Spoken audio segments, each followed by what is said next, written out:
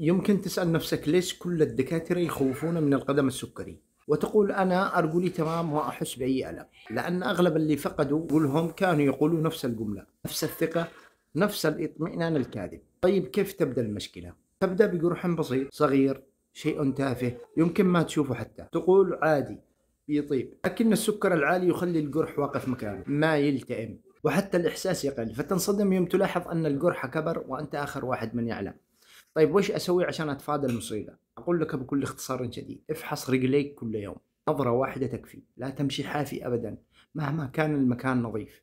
اختر حذاء مريح ما يحتك نهائي، اغسل ورطب، بس الله يرضى عليك لا كريم بين الأصابع، والأهم اضبط سكر دمك لأنه أساس القصة كلها. والله أنا ما أحب أرجع مستشفيات، وأقول لك اهتم اليوم عشان ما تزورها بكرة وأنت مقبور. وتبي الحقيقة المرة، 80% من حالات بتر القدم بدأت بجرح واحد بسيط أهمله صاحبه، وأنت أخبر بصحتك.